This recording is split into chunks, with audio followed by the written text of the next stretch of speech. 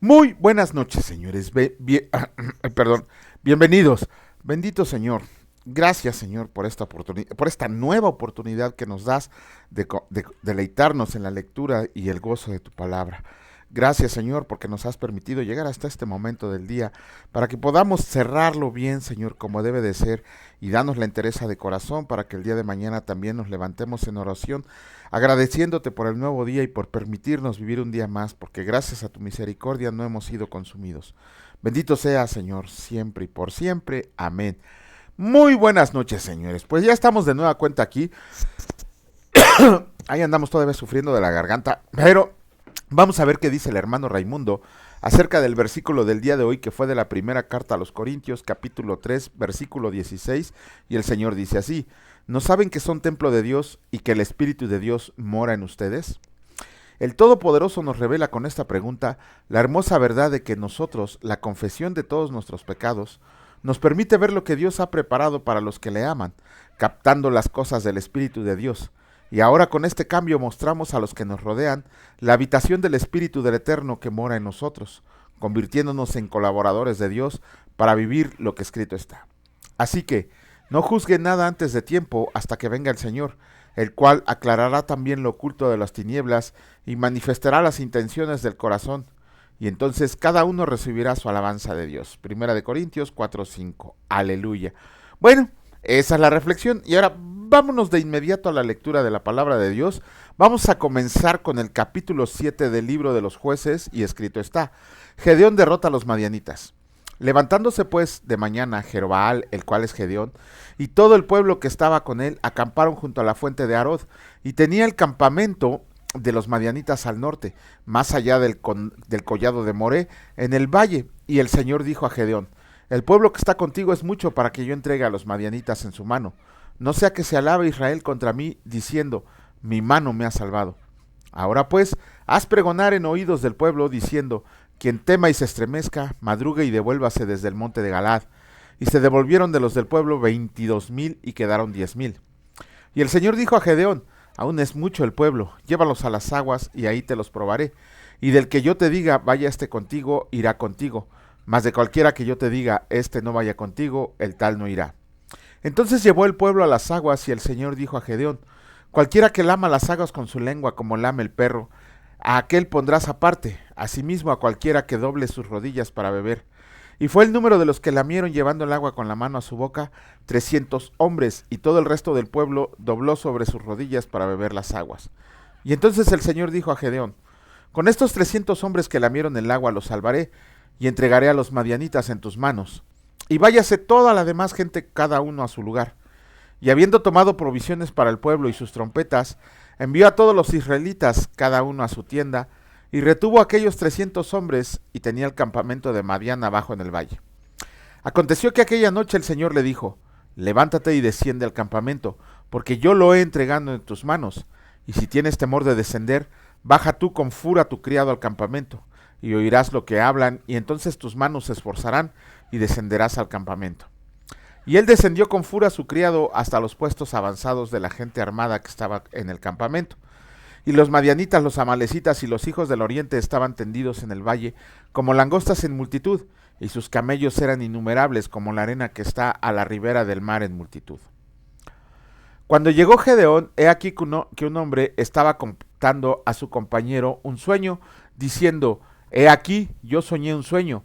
Veía un pan de cebada que rodaba hasta el campamento de Madián, y llegó a la tienda, y la golpeó de tal manera que cayó, y la trastornó de arriba abajo, y la tienda cayó. Y su compañero respondió y dijo: esto no es otra cosa sino la espada de Gedeón, hijo de Joás, varón de Israel. Dios ha entregado en sus manos a los madianitas con todo el campamento. Cuando Gedeón oyó el relato del sueño y su interpretación, adoró, y vuelto al campamento de Israel dijo: levántense, porque el Señor ha entregado el campamento de Madián en sus manos. Y repartiéndose los 300 hombres en 3 escuadrones, dio a todos ellos trompetas en sus manos, y cántaros vacíos con teas ardiendo dentro de las cámaras.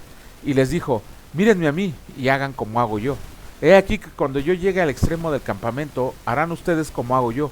Yo tocaré la trompeta y todos los que estarán conmigo, y ustedes tocarán entonces las trompetas alrededor de todo el campamento, y dirán: por el Señor y por Gedeón.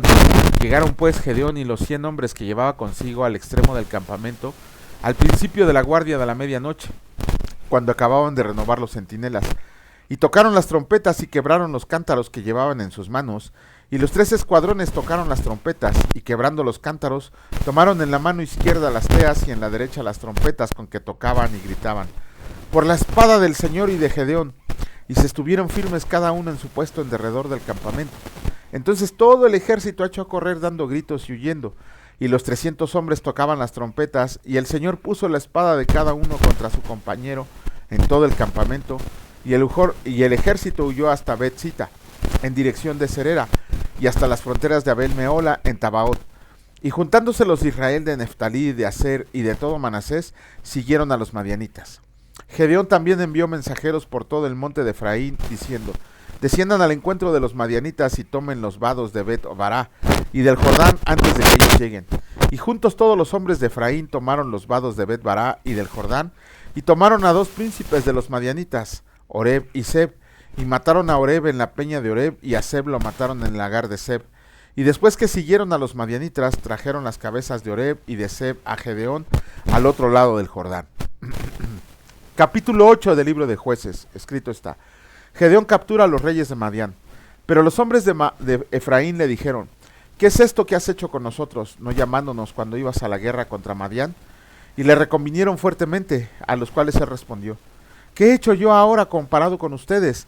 ¿No es el rebusco de Efraín mejor que la vendimia de Abiezer? Dios ha entregado en sus manos a Oreb y a Seb, príncipes de Madián.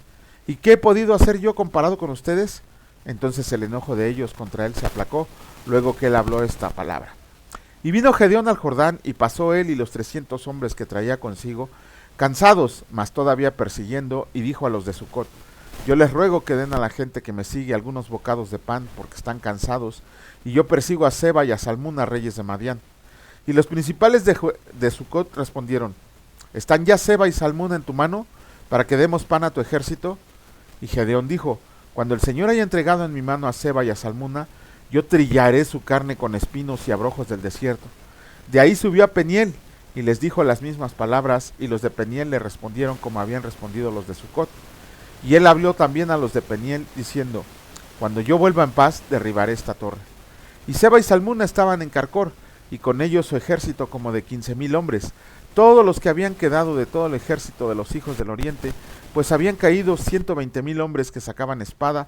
Subiendo pues Gedeón por el camino de los que habitan en tiendas al oriente de Nova y de Jabeba, atacó el campamento porque el ejército no estaba en guardia. Y huyendo Seba y Salmuna, él los siguió y prendió a los 2 reyes de Madián, Seba y Salmuna, y llenó de espanto a todo el ejército. Entonces Gedeón, hijo de Joás, volvió de la batalla antes de que el sol subiera, y tomó a un joven de los hombres de Sucot y le preguntó, y él le dio por escrito los nombres de los principales y de los ancianos de Sucot, 77 varones, y entrando a los hombres de Sucot, dijo, he aquí a Seba y a Salmuna, cerca de los cuales me zahirieron, diciendo, ¿están ya en tu mano Seba y Salmuna para que demos nosotros pan a tus hombres cansados? Y tomó a los ancianos de la ciudad y espinos y abrojos del desierto, y castigó con ellos a los de Sucot. Asimismo derribó la torre de Peniel y mató a todos los de la ciudad. Luego dijo a Seba y Salmuna, ¿qué aspecto tenían aquellos hombres que mataron en Tabor? Y ellos respondieron, como tú. Así eran ellos, cada uno parecía hijo de rey. Y él dijo, mis hermanos eran hijos de mi madre. Vive el Señor que si les hubieran conservado la vida yo no los mataría. Y dijo a Jeter su primogénito, levántate y mátalos. Pero el joven no desenvainó su espada porque tenía temor, pues era un muchacho. Entonces dijeron Seba y Salmuna, levántate tú y mátanos, porque como tú es el varón, tal es su valentía. Y Gedeón se levantó y mató a Seba y a Salmuna, y tomó los adornos de lunetas que sus camellos traían al cuello. Y los israelitas dijeron a Gedeón, sé nuestro señor tú, y tu hijo y tu nieto, pues que nos has librado de la mano de Madián. Mas Gedeón respondió, no seré señor sobre ustedes, ni mi hijo lo señoreará. El Señor señoreará sobre ustedes. Y les dijo Gedeón, quiero hacerles una petición, que cada uno me dé los zarcillos de su botín, pues traían zarcillos de oro porque eran ismaelitas. Ellos respondieron, de buena gana te los daremos. Y teniendo un manto, echó cada uno de los zarcillos de su botín, y fue el peso de los zarcillos de oro que él pidió, 1700 siclos de oro, sin las planchas y joyeles y vestidos de púrpura que traían los reyes de Madián, y sin los collares que traían sus camellos al cuello. Y Gedeón hizo de ellos un efod, el cual hizo guardar en su ciudad de Ofra, y todo Israel se postró tras ese efod en aquel lugar, y fue tropezadero a Gedeón y a su casa. Así fue subyugado Madián delante de los hijos de Israel, y nunca más volvió a levantar cabeza, y reposó la tierra 40 años en los días de Gedeón. Luego Jerobaal, hijo de Joás, fue y habitó en su casa, y tuvo Gedeón 70 hijos que constituyeron su descendencia, porque tuvo muchas mujeres. También su concubina que estaba en Siquem le dio un hijo, y le puso por nombre Abimelech, y murió Gedeón, hijo de Joás, en buena vejez, y fue sepultado en el sepulcro de su padre Joás, en Nofra de los Obieseritas. Pero aconteció que cuando murió Gedeón, los hijos de Israel volvieron a prostituirse yendo tras los Baales, y escogieron por Dios a Baal Berit, y no se acordaron los hijos de Israel del Señor su Dios, que los había librado de todos sus enemigos en derredor, ni se mostraron agradecidos con la casa de Jerobaal, el cual es Gedeón, conforme a todo el bien que había hecho a Israel. Capítulo 9 del libro de Jueces, el Señor dice así: reinado de Abimelech. Abimelech, hijo de Jerobaal, fue a Siquem y a los hermanos de su madre, y habló con ellos y con toda su familia de la casa del padre de su madre, diciendo: yo les ruego que digan en oídos de todos los de Siquem, ¿qué les parece mejor, que los gobiernen 70 hombres, todos los hijos de Jerobaal, o que los gobierne un solo hombre? Acuérdense que yo soy hueso suyo y carne suya. Y hablaron por él los hermanos de su madre en oídos de todos los de Siquem. Todas estas palabras, y el corazón de ellos se inclinó a favor de Abimelech, porque decían: nuestro hermano es. Y le dieron 70 siclos de plata del templo de Baal Berit, con los cuales Abimelech alquiló hombres ociosos y vagabundos que le siguieran. Y viniendo a la casa de su padre en Ofra, mató a sus hermanos los hijos de Jerobaal, 70 varones sobre una misma piedra. Pero quedó Jotam, el hijo menor de Jerobaal, que se escondió. Entonces se juntaron todos los de Siquem con toda la casa de Miló, y fueron y eligieron a Abimelech por rey, cerca de la llanura del pilar que estaba en Siquem. Cuando se lo dijeron a Jotam, fue y se puso en la cumbre del monte de Gerizim, y alzando su voz clamó y les dijo: óiganme, varones de Siquem, y así se los oiga Dios. Fueron una vez los árboles a elegir rey sobre sí, y dijeron al olivo: reina sobre nosotros. Mas el olivo respondió: he de dejar mi aceite con el cual en mí se honra a Dios y a los hombres, para ir a ser grande sobre los árboles. Y dijeron los árboles a la higuera: anda tú, reina sobre nosotros. Y respondió la higuera: he de dejar mi dulzura y mi buen fruto para ir a ser grande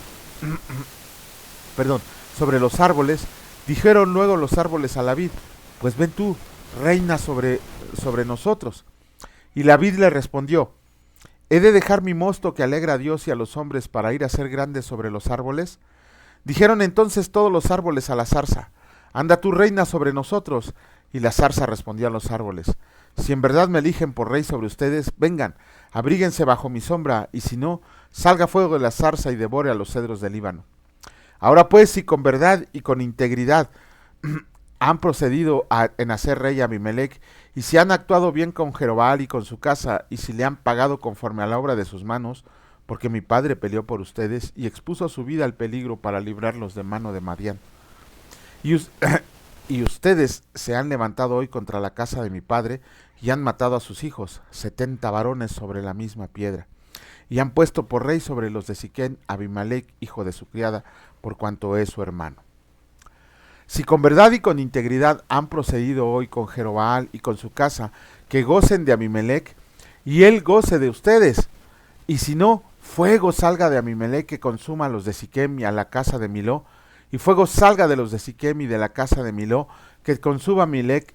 Y escapó Jotam y huyó, y se fue a Beer, y ahí se estuvo por miedo a Abimelech su hermano. Después que Abimelech hubo dominado sobre Israel 3 años, envió Dios un mal espíritu entre Abimelech y los hombres de Siquem, y los de Siquem se levantaron contra Abimelech, para que la violencia hecha a los 70 hijos de Jerobaal y la sangre de ellos recayera sobre Abimelech, su hermano que los mató, y sobre los hombres de Siquem que fortalecieron las manos de él para matar a sus hermanos. Y los de Siquem pusieron en las cumbres de los montes acechadores que robaban a todos los que pasaban junto a ellos por el camino, de lo cual fue dado aviso a Abimelech. Y Gaal, hijo de Ebed, vino con sus hermanos y se pasaron a Siquem, y los de Siquem pusieron en él su confianza, y saliendo al campo vendimiaron sus viñedos y pisaron la uva e hicieron fiesta. Y entrando en el templo de sus dioses comieron y bebieron, y maldijeron a Abimelech. Y Gaal, hijo de Ebed, dijo: ¿Quién es Abimelech y qué es Siquem para que nosotros le sirvamos? ¿No es hijo de Jerobaal y no es Zebul ayudante suyo? Sirvan a los varones de Amor, padre de Siquem, pero ¿por qué le hemos de servir a él? Ojalá estuviera este pueblo en mi mano, pues yo arrojaría luego a Abimelech y diría a Abimelech: aumenta tus ejércitos y sal. Cuando Zebul, gobernador de la ciudad, oyó las palabras de Gaal, hijo de Ebed, se encendió en ira y envió secretamente mensajeros a Abimelech, diciendo: He aquí que Gaal, hijo de Ebed, y sus hermanos han venido a Siquem, y he aquí que están sublevando la ciudad contra ti. Levántate pues ahora de noche, tú y el pueblo que está contigo, y pon emboscadas en el campo, y por la mañana, al salir el sol, madruga, y cae sobre la ciudad. Y cuando él y el pueblo que está con él salgan contra ti, tú harás con él según se presente la ocasión. Levantándose pues de noche Abimelech y todo el pueblo que con él estaba, pusieron emboscada contra Siquem con 4 compañías. Y Gaal, hijo de Ebed, salió y se puso a la entrada de la puerta de la ciudad. Y Abimelech y todo el pueblo que con él estaba se levantaron de la emboscada, y viendo Gaal al pueblo dijo a Zebul: He ahí gente que desciende de las cumbres de los montes. Y Zebul le respondió: Tú ves la sombra de los montes como si fueran hombres. Volvió Gaal a hablar y dijo: He ahí gente que desciende de en medio de la tierra, y una tropa viene por el camino de la encina de los adivinos. Y Zebul le respondió: ¿Dónde está tu boca ahora con que decías quién es Abimelech para que le sirvamos? ¿No es este el pueblo que tenías en poco? Sal pues ahora y peleó con él. Listo. Pues con eso se termina la lectura de los capítulos del día de hoy del libro de... no es cierto, perdón, me equivoqué. Y Gaal salió delante de los de Siquem y peleó contra Abimelech, mas lo persiguió Abimelech y Gaal huyó delante de él, y cayeron heridos muchos hasta la entrada de la puerta. Y Abimelech se quedó en Aruma, y Zebul echó fuera a Gaal y a sus hermanos para que no moraran en Siquem. Aconteció el siguiente día que el pueblo salió al campo, y fue dado aviso a Abimelech, el cual tomando gente, la repartió en 3 compañías y puso emboscadas en el campo, y cuando miró, he aquí el pueblo que salía de la ciudad, y se levantó contra ellos y los atacó, porque Abimelech y la compañía que estaba con él acometieron con ímpetu, y se detuvieron a la entrada de la puerta de la ciudad. Y los otros 2 compañías acometieron a todos los que estaban en el campo, y los mataron. Y Abimelech peleó contra la ciudad todo aquel día, y tomó la ciudad, y mató al pueblo que con ella estaba, y asoló la ciudad, y la sembró de sal. Cuando oyeron esto, los que estaban en la torre de Siquem se metieron en la fortaleza del templo del dios Berit, y fue dado aviso a Abimelech que estaban reunidos todos los hombres en la torre de Siquem. Entonces subió Abimelech al monte de Salmón, él y toda la gente que con él estaba, y tomó Abimelech un hacha en su mano, y cortó una rama de los árboles, y levantándola se la puso sobre sus hombros, diciendo al pueblo que estaba con él: Lo que me han visto hacer, apresúrense a hacerlo como yo. Y todo el pueblo cortó también cada uno su rama y siguieron a Abimelech, y las pusieron junto a la fortaleza, y prendieron fuego con ellas a la fortaleza, de modo que todos los de la torre de Siquem murieron, como unos 1000 hombres y mujeres. Después Abimelech se fue a Tebes y puso sitio a Tebes y la tomó. En medio de aquella ciudad había una torre fortificada, a la cual se retiraron todos los hombres y las mujeres y todos los señores de la ciudad, y cerrando tras sí las puertas se subieron al techo de la torre. Y vino Abimelech a la torre y combatiéndola llegó hasta la puerta de la torre para prenderle fuego. Mas una mujer dejó caer un pedazo de una rueda de molino sobre la cabeza de Abimelech y le rompió el cráneo. Entonces llamó apresuradamente a su escudero y le dijo: Saca tu espada y mátame, para que no se diga de mí, una mujer lo mató. Y su escudero lo atravesó y murió. Cuando los israelitas vieron muerto a Abimelech, se fueron cada uno a su casa. Así pagó Dios a Abimelech el mal que hizo contra su padre, matando a sus 70 hermanos, y todo el mal de los hombres de Siquem lo hizo Dios volver sobre sus cabezas, y vino sobre ellos la maldición de Jotam, hijo de Jerobaal. Bueno, ahora sí, ya terminamos la lectura de los capítulos del libro de Jueces. Hay mucho que comentar acerca de esto de la traición de Abimelech, ¿no? Se parece a la traición de este Absalón que hizo con David. Hay mucho parecido, aunque fueron por motivos distintos. Pero aquí lo que tenemos que ver es lo que hizo Gedeón. Gedeón se portó conforme a lo que el Señor le ordenó, pero Gedeón, Jefté y Sansón siempre actuaron haciendo su voluntad y no la de Dios. Y en este caso Gedeón lo que pidió fue todo el oro que pudiera reunir para hacerse un pectoral. Él quería un pectoral para presumir seguramente de oro puro. La única cuestión es que ese pectoral, que lo quería de adorno, terminó siendo adorado por todo el pueblo de Israel como si fuera un ídolo religioso. De hecho, lo adoraban como un ídolo. Ah, eso tiene que ver muchas veces con lo que pasa el día de hoy, cuando, ¿cómo se llama?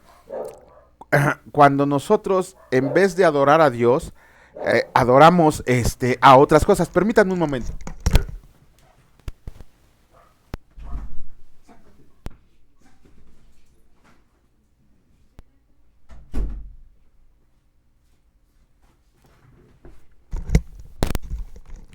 Perdón, les ofrezco una disculpa, están ahí mis perros de la tos, pero ya.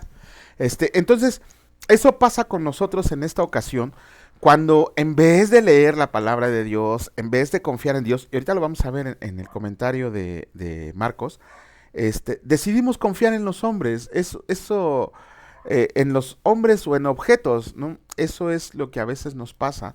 Y ni siquiera es por equivocación. Si nosotros nos decimos seguidores de Cristo y leemos su palabra, no tendríamos por qué andarle dando adoración a los hombres ni a los objetos, ¿no? En este caso dicen no, no son nuestros hermanos. La palabra dice que no son nuestros hermanos. Ellos dicen que somos los hermanos separados. No, yo no soy hermano de gente que no cree en Dios, no sigue los mandamientos de Dios, ni cree en Jesucristo como único Señor y Salvador. Por lo tanto, no son mis hermanos. Si ellos quieren decirnos hermanos separados, yo los niego como hermanos, así como el Señor Jesucristo los va a negar cuando lleguen con Él al cielo. Entonces, estas personas que adoran a los santos dicen que no las adoran, que no las veneran y que son un ejemplo de vida. ¿Por qué tendríamos que hacer un ejemplo de vida a un hombre cuando tenemos a Jesucristo, que es el mejor ejemplo que pudiera haber?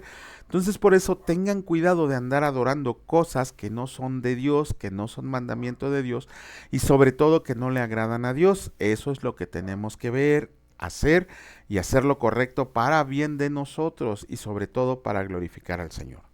Vamos a comenzar con la lectura del capítulo número 9 del Evangelio de Marcos, y escrito está: También les dijo, de cierto les digo, que hay algunos de los que están aquí que no gustarán la muerte hasta que hayan visto el reino de Dios venido con poder. La transfiguración. 6 días después Jesús tomó a Pedro, a Jacobo y a Juan, y los llevó aparte solos a un monte alto, y se transfiguró delante de ellos, y sus vestidos se volvieron resplandecientes, muy blancos como la nieve, tanto que ningún lavador en la tierra los puede hacer tan blancos. Y les apareció Elías con Moisés, que hablaban con Jesús. Entonces Pedro dijo a Jesús: Maestro bueno, es para nosotros que estemos aquí, y hagamos 3 enramadas, una para ti, otra para Moisés y otra para Elías. ¿Por qué no sabía lo que hablaba? Pues estaban espantados. Entonces vino una mujer que les hizo sombra, entonces vino una nube que les hizo sombra, y desde la nube una voz que decía: Este es mi hijo amado, a él escuchen. Y luego cuando miraron no vieron más a nadie consigo sino a Jesús solo. Y descendiendo ellos del monte le mandó que a nadie dijeran lo que habían visto, sino cuando el Hijo del Hombre hubiera resucitado de los muertos. Y guardaron la palabra entre sí discutiendo qué sería aquello de resucitar de los muertos. Y le preguntaron diciendo: ¿Por qué dicen los escribas que es necesario que Elías venga primero? Respondiendo él les dijo: Elías a la verdad vendrá primero y restaurará todas las cosas. Y como está escrito del Hijo del Hombre que padezca mucho y sea tenido en nada, pero les digo que Elías ya vino y le hicieron todo lo que quisieron como está escrito de él. Ay, me pasé. Disculpen ustedes, me fui muy lejos. Aquí está. Ya, me regresé otra vez. Jesús sana a un muchacho endemoniado. Cuando llegó a donde estaban los discípulos, vio una multitud alrededor de ellos y escribas que disputaban con ellos. Y enseguida toda la gente viéndoles se asombró y corriendo a él les saludaron. Él les preguntó: ¿Qué disputan con ellos? Y respondiendo una de la multitud dijo: Maestro, traje a ti a mi hijo que tiene un espíritu mudo. el cual donde quiera que le toma le sacude y echa espumarajos y cruje los dientes y se va secando. Y dije a tus discípulos que lo echaron fuera y no pudieron. Y respondiendo él les dijo, oh generación incrédula, ¿hasta cuándo he de estar con ustedes? ¿Hasta cuándo los he de soportar? Tráiganmelo. Y se lo trajeron. Y cuando el espíritu vio a Jesús, sacudió con violencia al muchacho, quien cayendo en tierra se revolcaba echando espumarajos. Jesús preguntó al padre, ¿cuánto tiempo hace que le sucede esto? Y él dijo, desde niño. Y muchas veces le echan el fuego y en el agua para matarlo. Pero si puedes hacer algo, ten misericordia de nosotros y ayúdanos. Jesús le dijo, si puedes creer, al que cree todo le es posible. Inmediatamente el padre del muchacho clamó y dijo, creo, ayuda mi incredulidad. Y cuando Jesús vio que la multitud se agolpaba, reprendió al espíritu inmundo diciendo, espíritu mudo y sordo, yo te mando, sal de él y no entres más en él. Entonces el espíritu, clamando y sacudiéndole con violencia, salió y se quedó como muerto, de modo que muchos decían, está muerto. Pero Jesús, tomándolo de la mano, le enderezó y se levantó. Cuando él entró en casa, sus discípulos le preguntaron aparte, ¿por qué nosotros no pudimos echarlo fuera? Y les dijo, este género con nada puede salir, sino con oración y ayuno. ¿Cómo le pone el título? Jesús sanando a un muchacho endemoniado. Bueno, primer punto. ¿Qué hacía el muchacho endemoniado? Se revolcaba, decía cosas, echaba espuma por la boca y bueno, pues pregúntense qué tipo de iglesias hacen ahora esto, ¿no? Revolcándose, dejándose caer al suelo, gimiendo cosas que ni siquiera se entienden. Tengan cuidado, no sea que ni siquiera el pastor vaya a ser salvo. Segunda cuestión, ¿cuánto amor de un padre que dice que su hijo desde niño sufría esta posesión y nadie había podido curarlo? Pero cuando oyó de Jesús, ¿qué hizo el padre? Llevar a su hijo a Jesús. No se esperó a que Jesús llegara a él, sino que el padre llevó al hijo. ¿Cuántos de nosotros con nuestros hijos decimos que los damos la oportunidad de que ellos elijan seguir a Jesucristo? No, totalmente mal. Mientras seamos padres, nuestra obligación es llevar a nuestros hijos a la presencia de Jesucristo. No tenemos por qué esperar. Si nosotros ya conocemos a Jesucristo, no tendríamos por qué esperar a que ellos lo conozcan. No, hay que llevar a nuestros hijos a la presencia de Jesucristo, que es lo que hizo este padre. Bueno, después dice la palabra que los discípulos estaban disputando con los escribas. Muchas veces nosotros, en vez de ver la necesidad de la gente que tiene de Jesucristo, nos ponemos a pelear con ellos. Que si esto, que si el otro, que si adoro, que si no adoro, que si Jesús, que si no Jesús. Y en vez de llevar a las personas a los pies de Cristo, nos ponemos en discusiones teológicas que de nada ayudan para la gloria del reino. En vez de estar peleando por cuestiones que ni siquiera deberíamos de traer, hay que llevar a la gente a los pies de Jesucristo. Bueno, después el padre de familia, muy apesumbrado, le dijo a nuestro Señor que ninguno de los discípulos habían podido echar fuera al demonio. Y se enoja Jesús y le responde, generación incrédula. ¿Por qué se enojó Jesús? Sus discípulos estaban todo el tiempo con él. Sus discípulos recibían clases particulares de él. Sus discípulos vivían, comían, cenaban, dormían con él. Y aún así les faltaba fe. Les faltaba la fe que el Señor les demandaba, de creer y confiar y depender totalmente de nuestro Señor y Salvador Jesucristo. Ellos simple y sencillamente dice la palabra que ellos no pudieron echar fuera al espíritu inmundo que presentaba este muchacho. Si recuerdan, ya habíamos leído en capítulos anteriores que Jesucristo los había comisionado de 2 en 2 para que echaran fuera demonios, para que predicaran el evangelio y fueran de ciudad en ciudad. Y cuando regresaron los discípulos, venían muy contentitos porque habían logrado el cometido. De hecho, le dijeron, Señor, hasta los demonios doblan sus rodillas en tu nombre. ¿Y por qué aquí no lo pudieron echar? Por confiados, pensaban que seguían investidos del poder que Jesucristo les había otorgado, sin saber que la falta de fe que ellos tenían había hecho posible que no pudieran echar al espíritu inmundo. Ajá. Y después, aquí viene la cuestión así importante. Bueno, todo es importante, pero la cuestión que nosotros deberíamos de ver. Eh, Dice la palabra que ni siquiera ni siquiera Jesús cuestionó si podía hacerlo o no. Si nuestro Señor Jesucristo creó el universo, es ¿cómo se llama? Eh, que no pudiera hacer. Ajá. La cuestión aquí no era si Jesucristo podía hacerlo, sino si el Padre creía que podía hacerlo nuestro Señor y Salvador. Ajá. Es muy diferente. El Señor Jesús le dijo claramente, por acá lo tenemos, le dice,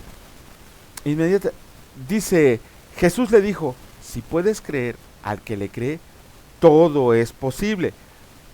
Híjole, bueno, no sé yo por qué, eh, déjenme ver por acá, aquí está.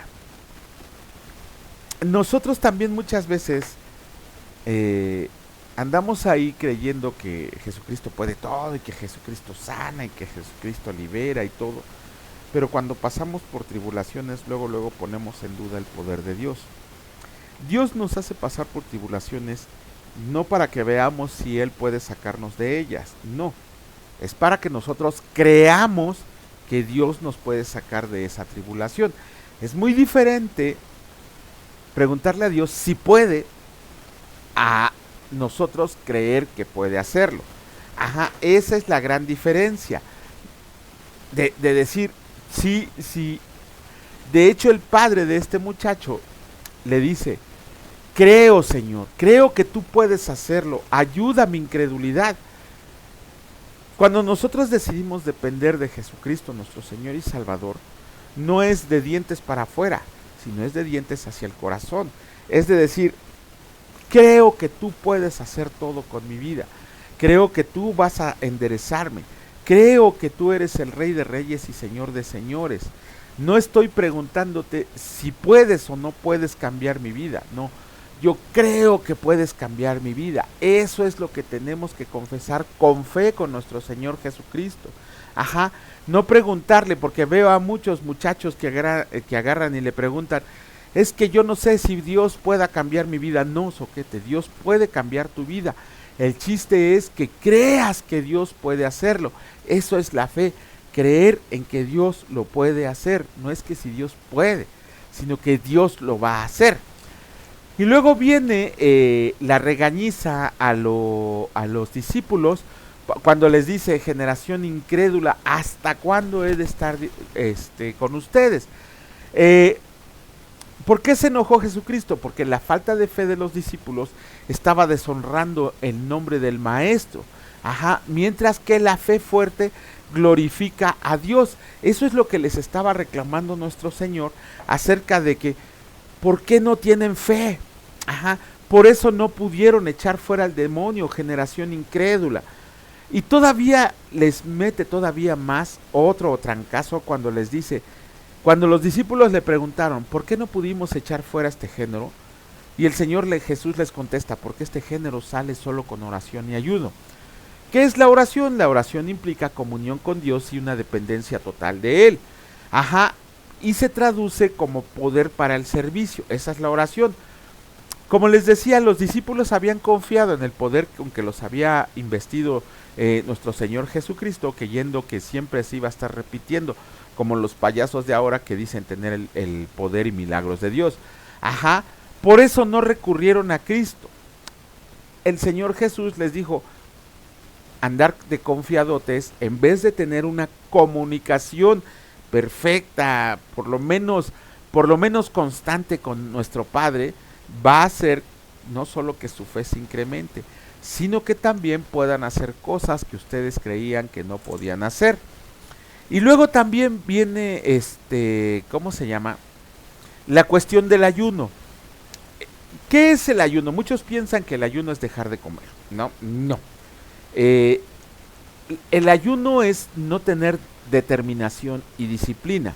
Ajá, porque el ayuno implica una intensidad de deseo y propósito que nos hace estar dispuestos a dejar de lado las cosas legítimas para poder ver el rostro del Señor y obtener su bendición. Ajá, ese ayuno debe tener una prioridad absoluta al punto de que debemos de estar dispuestos a negarnos de ciertas cosas para poder dedicarnos exclusivamente al Señor y a la oración. ¿Cuándo conviene ayunar? Miren, entre muchas otras cosas conviene cuando queremos profundizar nuestra comunión con Dios, porque eso se hace con determinación y disciplina. Cuando queremos fortalecer nuestras oraciones y experimentar victorias. Cuando necesitamos confesar algún pecado grave y buscar el perdón del Señor. Y todo esto viene en versículos bíblicos. Esto lo pueden ver en 2 de Samuel capítulo 12 versículos 16 y 17. Cuando queremos descubrir algún pecado grave, cuando necesitamos guía especial para decisiones importantes, Lucas 6, 12 y 13. Cuando deseamos realizar inclusive algún servicio en el poder de Dios. Segunda de Crónicas 22. ¿Cuál es el otro? Esdras 8:21, Lucas 24:49. Y también podemos ayudar para obtener un avivamiento, tal como lo hizo Nehemías, capítulo 1, versículo 3, o en Primera de Pedro, capítulo 13, versículo 8.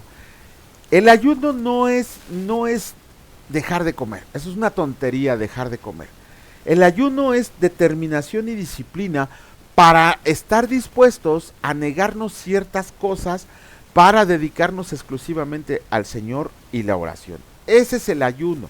No es de que diga, hoy voy a dejar de comer porque estoy ayunando y ando todo demacrado. De hecho, Jesús dice, que no se den cuenta que estés ayunando.